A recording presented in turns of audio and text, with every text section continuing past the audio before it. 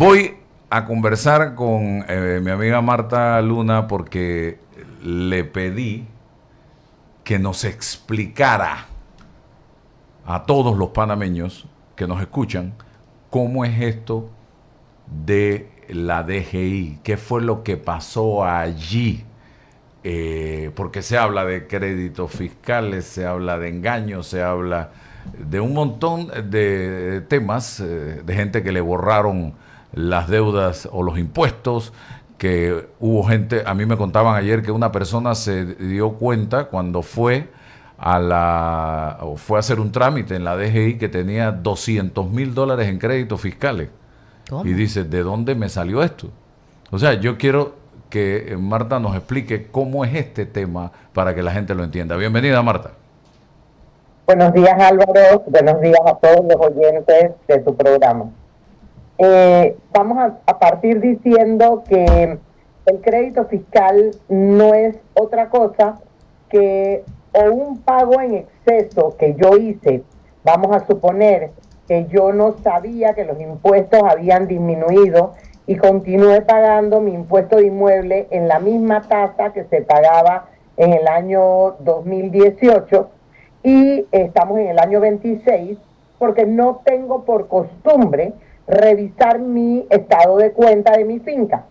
Entonces voy a hacer un trámite, voy a hacer un pagisalvo, me mandan a que saque un NIT, lo saco, entro a mi sistema de mi finca y encuentro que tengo $4,000 en crédito. ¿A qué se debió? Que la tarifa del impuesto bajó, yo seguí pagando regularmente y creé un crédito por pagos no aplicados. Ese es un ejemplo. Puede haber créditos fiscales que nacieron de operaciones que yo realicé y que generaron el crédito fiscal.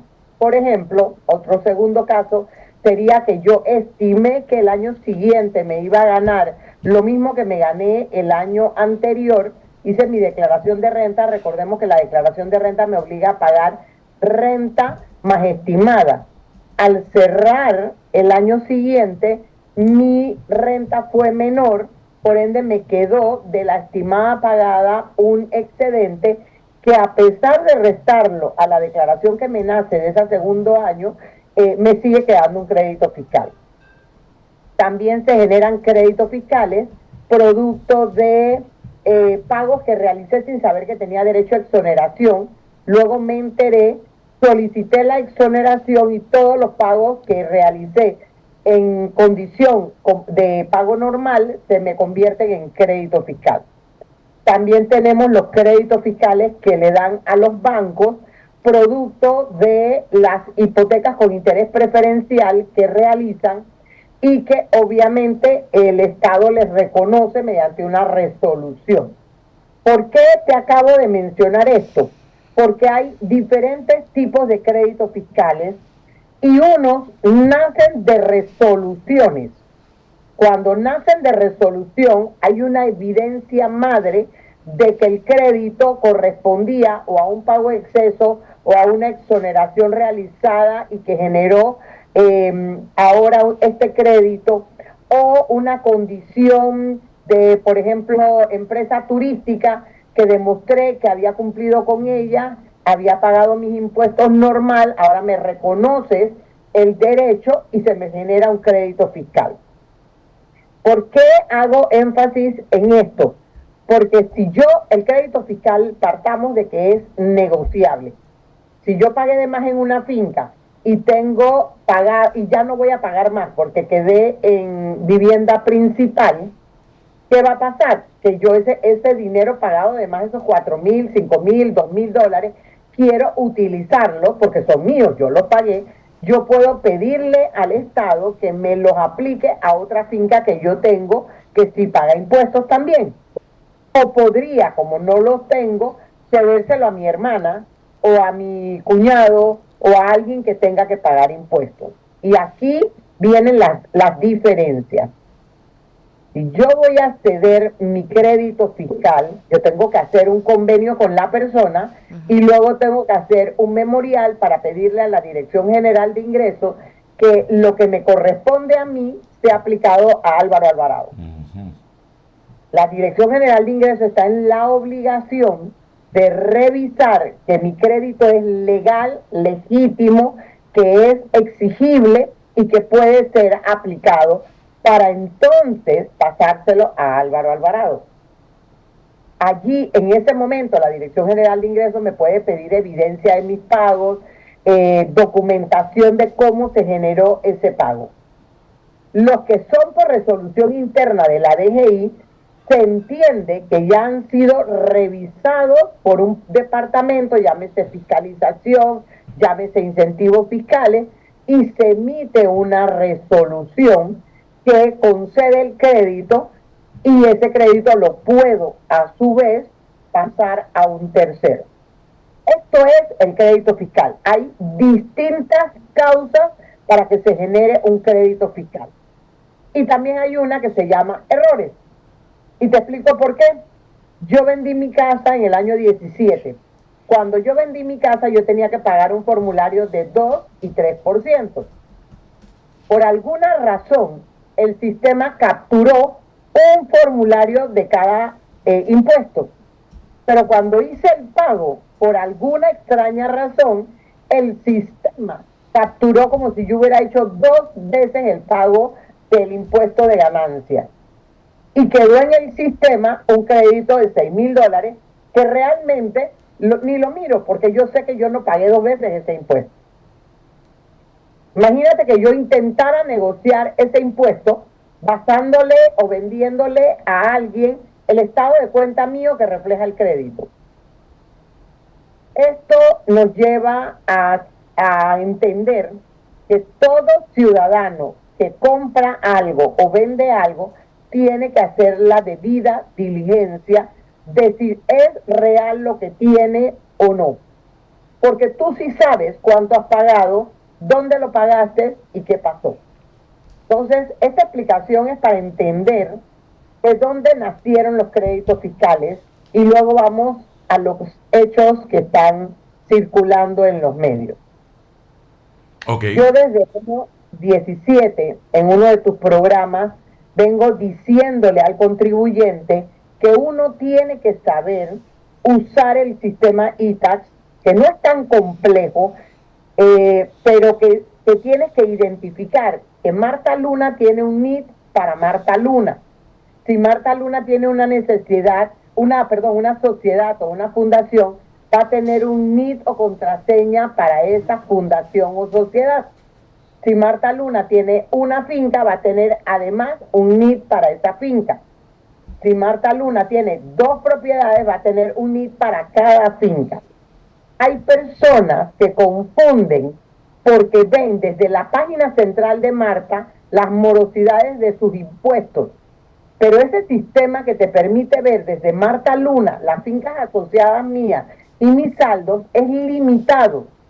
Solamente me deja ver obligaciones pendientes y datos generales de mi finca. Si yo no tengo un NIT individual para la finca, ¿qué va a pasar? Que puedo tener pagos en exceso o puedo tener distorsiones en mi estado de cuenta que no alcanzo a poderlas revisar desde esa plataforma.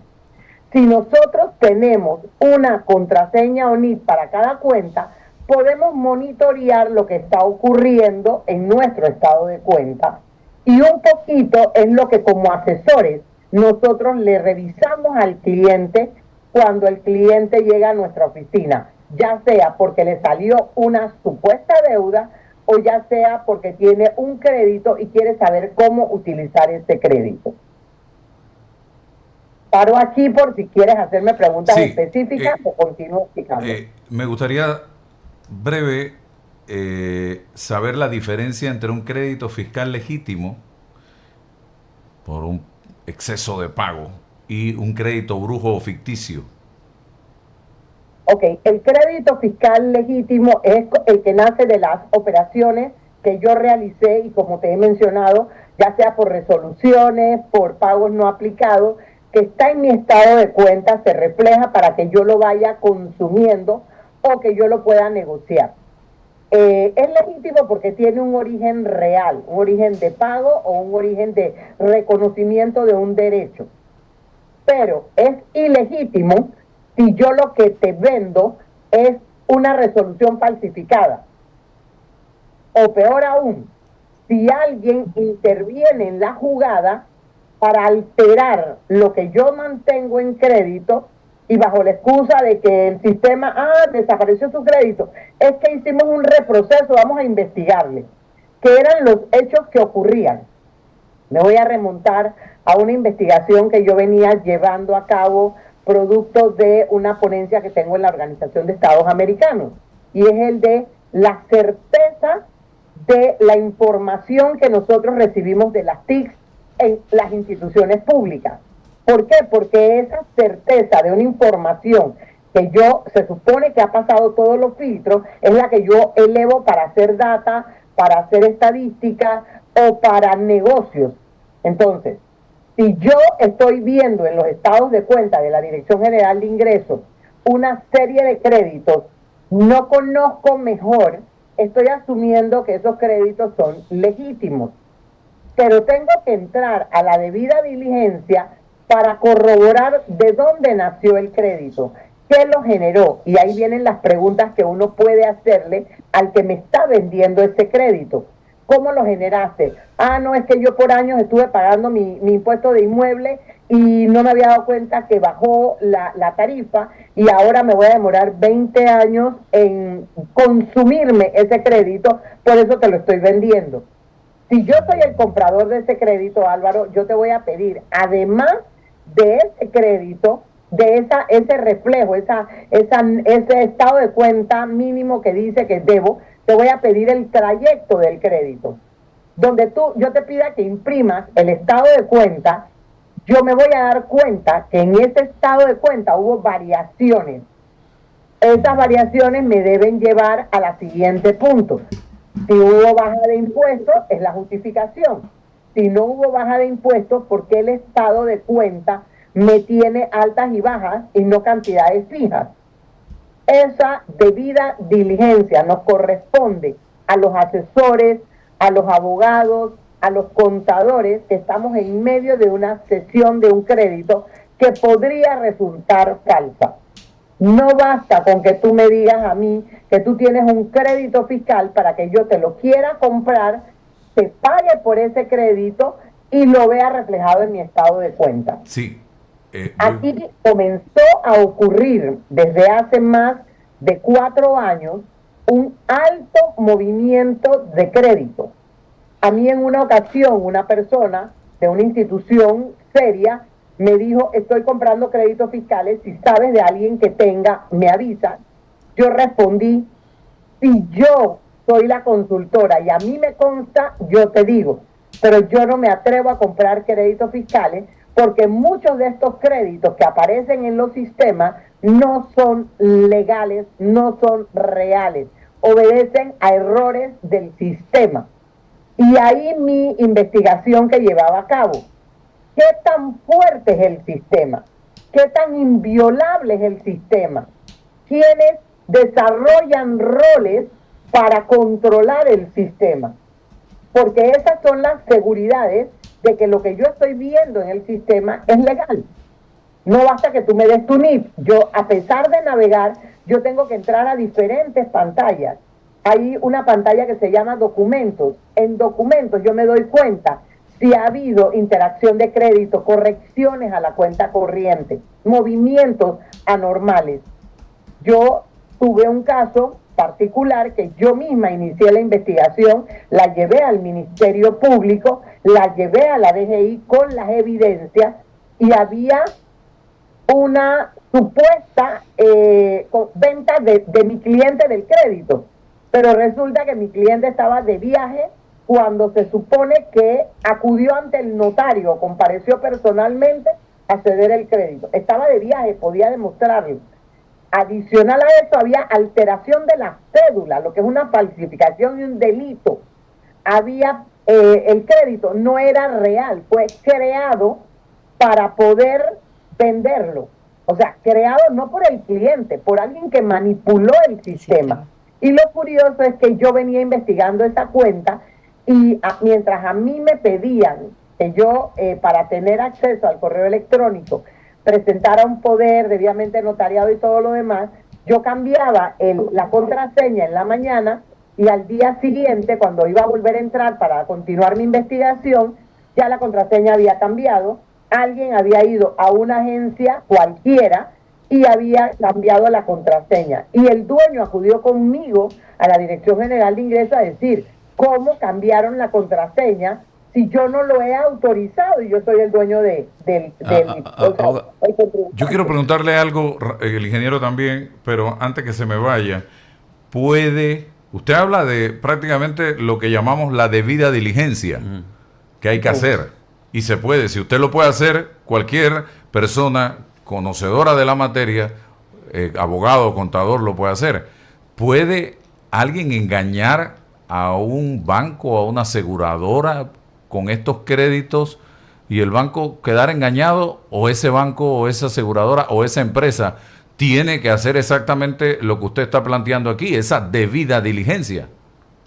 Uno, los bancos están obligados a hacer una debida diligencia de sus proveedores, de sus clientes y sobre todo de temas que son sensitivos. Pero puede haber pasado, no he entrado en el expediente propiamente para poderte responder con certeza, pero sí sé, porque he estado monitoreando este tema, ya te digo, primero por la investigación que llevaba a cabo y segundo porque tuve clientes afectados, sí sé que hubo falsificación de resoluciones. O sea, si tú te ibas a la resolución original le concedía a Marta Luna un crédito por $10,000 y luego con el número de resolución de Marta Luna volvían y montaban una segunda resolución y ponían Álvaro Alvarado vende un crédito, la misma firma del jefe del departamento que giró la resolución, pero cambiaban el nombre y la cantidad. Entonces, si se supone que y este es otro de los problemas, venimos notificando en línea desde la pandemia. Todo acto administrativo, y está reconocido en el Código de Procedimiento Tributario, se notifica en línea. O sea, que a mí no me llega un original, me llega una copia con unos sellos. Si yo agarro esa copia, la altero y la vuelvo a fotocopiar y me voy al banco con mi carita de niña buena y le digo al banco, aquí tengo un crédito de 5 millones que nació de unas operaciones que yo tuve en esta compañía, el banco en principio va a ver la resolución, las firmas correspondientes y va a creer que eso es legal. Si su departamento es más acucioso que otro, a lo mejor va a irse a más explicación. Porque así como yo hacía investigaciones, yo me imagino que todo el mundo debe hacerla. Pero ese deber ser también raya a veces en la confianza. Podría darse el caso de que la persona que le esté vendiendo el banco, podría darse el caso, ojo, no estoy señalando que así haya sido, sea una persona de una alta reputación confiada y entonces tú hayas creído que el crédito era real. Pero yo debiera remitir a mi oficial de cumplimiento para que investigue un poco más. Ahora, porque sí.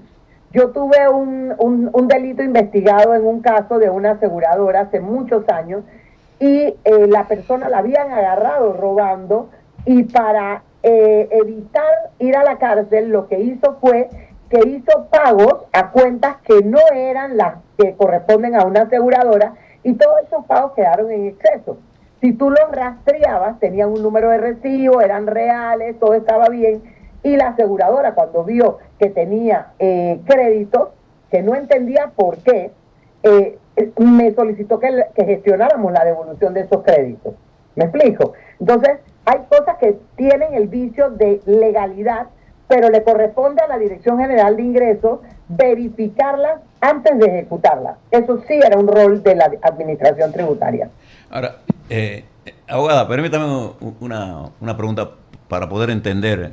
Esto no es un problema tan sencillo de poder comprender. Bueno, pero en el sistema bancario panameño, es un sistema bancario panameño con una gran seriedad. Yo recuerdo la crisis del 2008. ¿Se acuerda cuando las hipotecas basura en el mundo fueron un problema? En Panamá, nuestro centro financiero, no cayó en esa trampa porque teníamos la capacidad de mirar si realmente la persona que estaba pidiendo tenía los ingresos que se decían. Y parte del problema de las hipotecas era que se hablaba de ingresos que yo no tenía y entonces el banco me daba a mí y los bancos quebraron eso.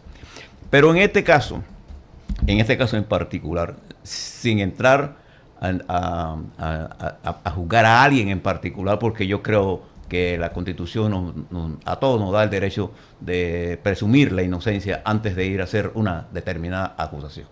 Normalmente, en este tipo de transacciones de crédito de esta naturaleza, los bancos son extremadamente cuidadosos en tener claro de que si yo voy a pedir un reembolso por un supuesto crédito fiscal, buscar que el documento que yo estoy presentando realmente sea un documento válido. O sea, normalmente eso es casi como cajonero, porque de la otra forma puedo ser sometido a un engaño. Lo que yo entiendo por el procedimiento, por la información que tenemos disponible, es que aquí había una red que trabajaba desde la DGI, fuera de la DGI, y quienes pagaban eso sabían de esa red. Eso es lo que yo entiendo.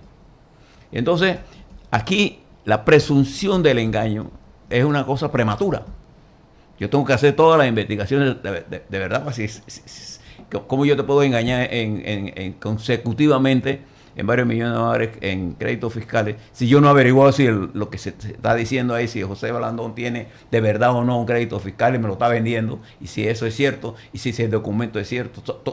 Usted es abogada y usted sabe que usted tiene la capacidad, porque una de las cosas buenas que tiene la DGI es que yo puedo entrar a su sistema y saber exactamente la información que es. No me llamo engaño si es una red relativamente fácil de entrar. ¿Es así o no es así?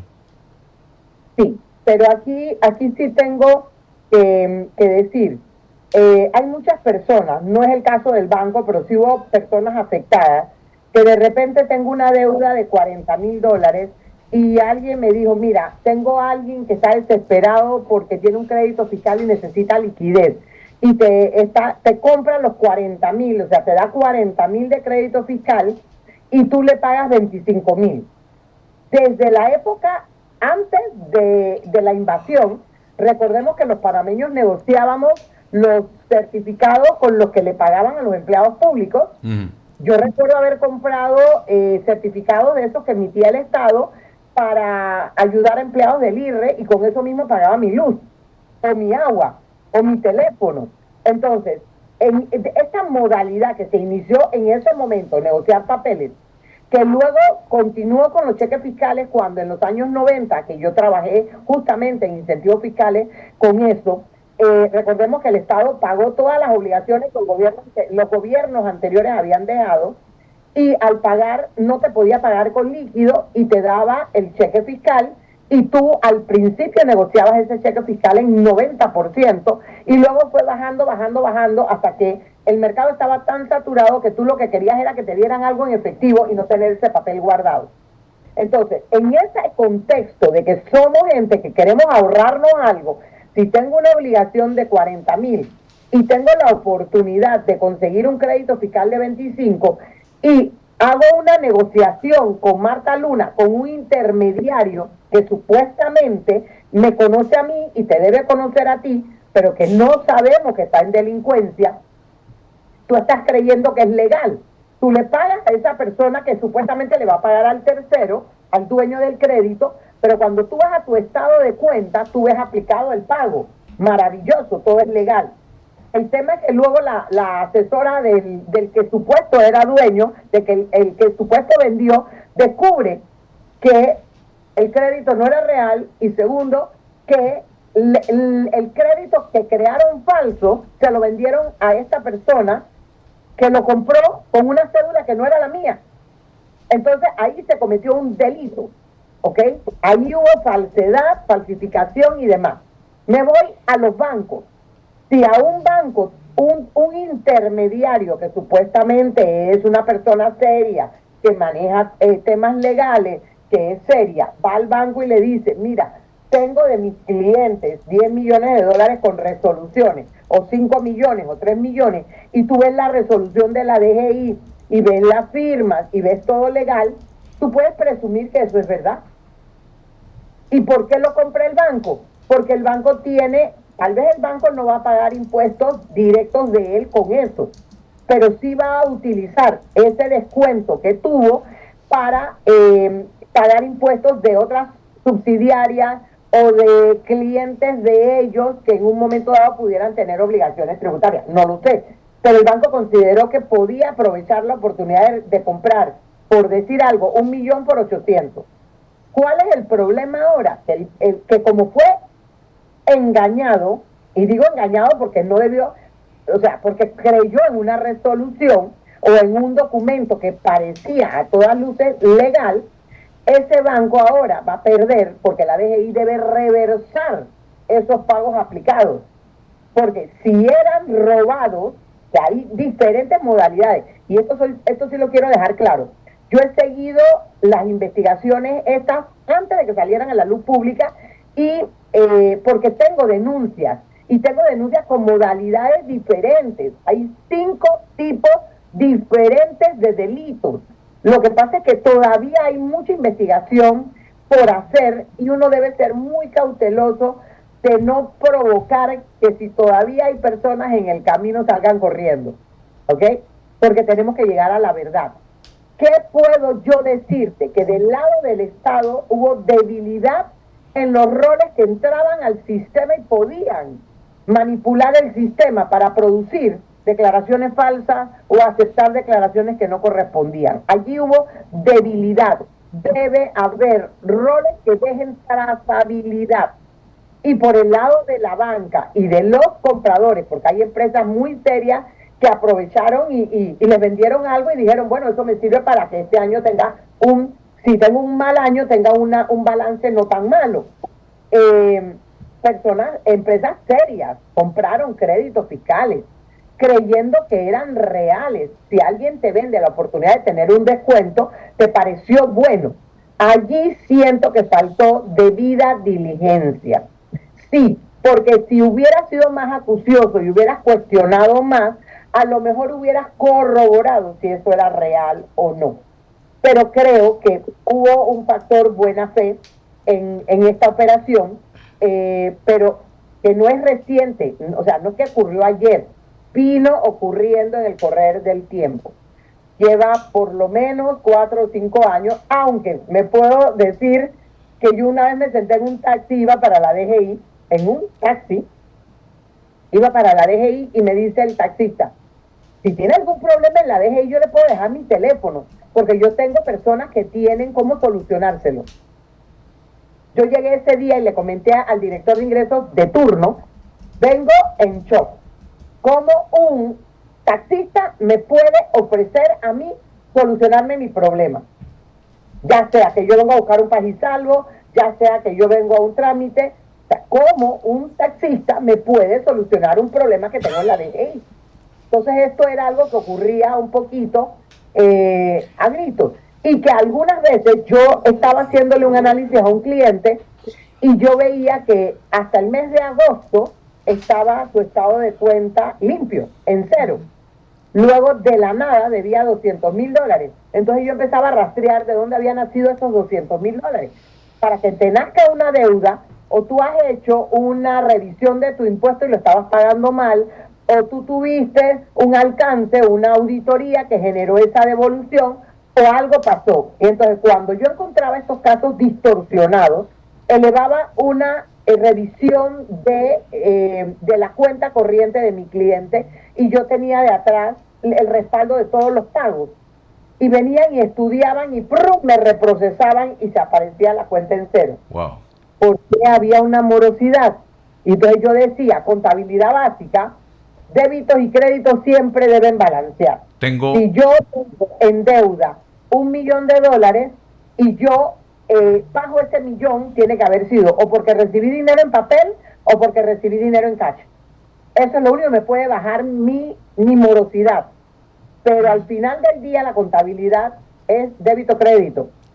y debe balancear. El estado de cuenta corriente debe manejarse, y eran mis peleas diarias, como un estado de cuenta de banco. Si yo no pagué, debo estar en rojo. Si yo pagué, debo estar en negro.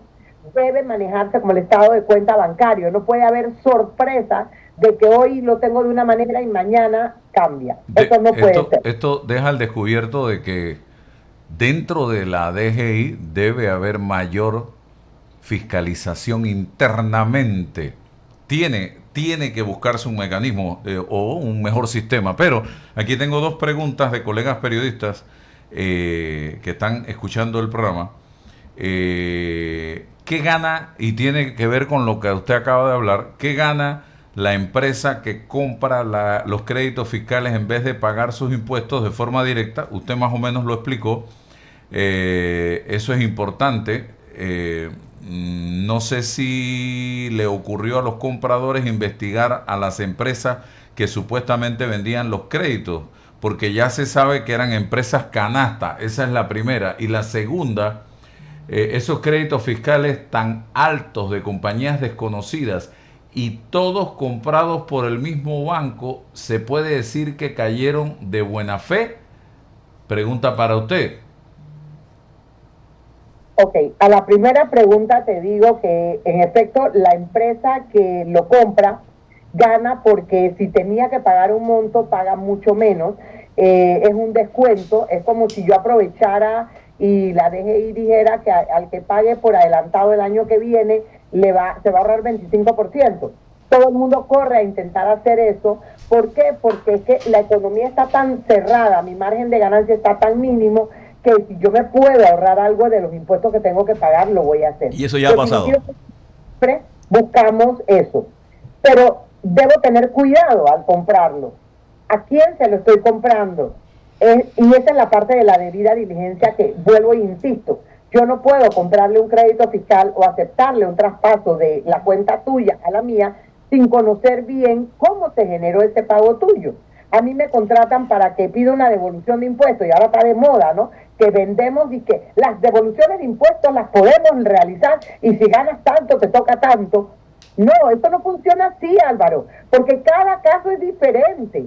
A mí me pueden dar una devolución de impuestos por una condición y así por otra. Yo no puedo comprarte ese crédito porque tú quieres ya esa plata. Ni siquiera porque el estado de cuenta de tu declaración de renta diga que tienes crédito.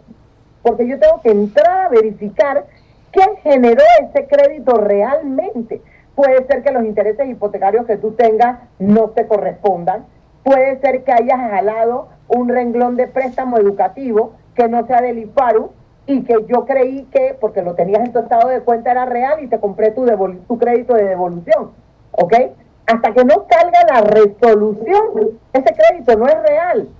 Yo compré créditos fiscales para un cliente, pero hicimos primero una sesión, y la sesión hablaba de que una vez reconocido por la Dirección General de Ingresos, ¿ok?, entonces yo desembolsaba el dinero, porque ya una vez auditado, ya yo tengo la certeza de que ese crédito es real.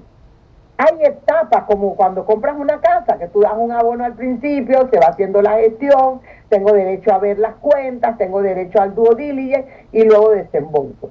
Así que eso, contestando la primera pregunta que hablaba de qué beneficios tengo. Bueno, tengo el beneficio de pagar menos, el de tener un ahorro para mi finanza. Con relación al tema bancario, con mucho pesar, sí te digo que yo pienso que faltó debida diligencia, pero podría ser, vuelvo y repito, no he entrado al expediente ese, por ende no puedo aseverar lo que los medios circulan sin verlo. Un banco suele tener debida diligencia, y si el intermediario, por ejemplo, de ese crédito fuera una empresa que se dedica a temas de valores y es seria y reconocida, y no has escuchado ningún run de esa empresa, podría confiarme en que lo que me está trayendo lo ha verificado la empresa. Eso no quita que yo considere, Marta Luna, que mi empresa tiene que hacer una debida diligencia adicional. Y esa es la parte delicada. Pero podría ser el caso de que hubieran presentado resoluciones que, como te digo, parecían en regla, pero que luego en la investigación de la Dirección General de Ingresos salió que la el mismo número de resolución, la misma fecha y todo, no eran por el monto real. Porque la original de la resolución que concede el crédito fiscal o el reconocimiento de una obligación pagada de más, reposa en las oficinas de la Dirección General de Ingresos. Cuando el director general de ingresos o el jefe del departamento vinculado firma la resolución, tiene atrás un expediente enorme que justifica ese monto y esa resolución queda con ese expediente. Cuando se hizo la investigación, el director revisó la resolución verdadera que él tenía en su expediente versus la que estaba circulando en la calle. Y los montos eran alterados, pero todos los demás datos estaban. Entonces, ese es el peligro de cuando los documentos se pueden fotocopiar y reproducir. Que ahí tú me estás dando un documento que pareciera ser legal, pero cuando voy a la práctica no es el original que reposa en la DGI. Licenciada, una consulta. ¿Cómo considera usted que afecta la confianza de los contribuyentes en la administración tributaria en relación a este caso? Y si el sistema permitía este tipo de maniobras, ¿qué recomendación le daría usted a los contribuyentes que puedan hacer para asegurarse que sus saldos son los correctos y asegurar que estén protegidos de aquí en adelante? Mi recomendación es que tú saques una contraseña ONIT. La gente me dice, ay, pero es que yo de contraseña, que si el celular, que si el WhatsApp, que si cada cosa tiene una contraseña. Bueno, nada te impide que tú tengas una misma contraseña para todo lo tuyo. Es tu decisión. Pero tienes que saber, tienes que revisar el estado de cuenta del contribuyente, de cada cuenta que tiene el contribuyente. Porque ahí te das cuenta si alguien alteró tu estado de cuenta. En una capacitación yo decía, le preguntaba a los contadores, ¿ustedes revisan los estados de cuenta de los clientes? Sí, como no, antes de cerrar la declaración, antes de un pago, que no sé qué. Y yo les decía, ¿y cuando revisan, qué revisan? Me dicen, no, es que el estado de cuenta está en cero. Digo, y si el estado de cuenta me dice que Marta Luna debe en renta $1,000, tú puedes identificar a qué corresponde. Y sorpréndanse, había contadores que no sabían que renta a su vez tiene una lupa. Y que cuando yo abro esa lupa veo que esos $1,000 corresponden a $333 de cada cuatrimestre que me toca, de cada espacio de tiempo que me toca pagar mi estimada. ¿Ok? Ellos nada más están viendo los 1,000. Pero esos 1,000 van a cambiar si yo pago en junio 333, ya van a verse $766. Pero tengo que aprender a navegar en el sistema. Y luego hay otra pestaña más que abre que esos pagos se hayan causado y pagado con un recibo. Cuando tú haces ese más, tú dices, espérate, pero yo tengo el recibo 4486 y en mi estado de cuenta yo no veo ese recibo aplicado. Ojo, si tú tienes el recibo en mano y ya no lo ves en tu estado de cuenta, podría darse el caso de que te hubieran quitado tu pago y se lo hubieran dado a otra persona. ¿Ok? Como el sistema estaba vulnerable, habían personas con roles abiertos para poder hacer este tipo de cosas, ¿ok? Entonces, esos eran los pagos que llegaban a la canasta. Pero, o sencillamente, puede ser que yo o alguien hizo por mí una anulación de ese pago. Dije, porque no correspondía a renta, sino a seguro educativo. Y después lo saqué del seguro educativo, antes de que tú revisaras, hice un movimiento de una corrección y mi seguro educativo se lo mandé a otra persona. Ahí hice un movimiento donde tuvo que intervenir un departamento. Pero como no sabemos navegar en el sistema, no sabemos analizar, no sabemos verlo, entonces empezamos a cometer errores. Y un consejo que sí te voy a dar. Si tú quieres saber usar el sistema, mira, apúntate en uno de los tantos seminarios que se dan. A veces hacemos seminarios o explicaciones virtuales. ¿Por qué?